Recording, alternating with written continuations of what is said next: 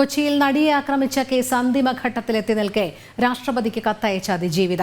Memory card തുറന്നതിൽ ഉത്തരവാദികൾക്കെതിരെ നടപടിയില്ല. ചട്ടവിരുദ്ധമായി മെമ്മറി കാർഡ് തുറന്ന് പരിശോധിച്ചത് വ്യക്തമായിട്ടും നടപടിയുണ്ടായില്ല. ഹൈക്കോടതിക്കും സുപ്രീം കോടതിക്കും പരാതി നൽകിയിട്ടും നടപടിയുണ്ടായില്ലെന്ന് അതിജീവിത കത്തിൽ പറയുന്നു.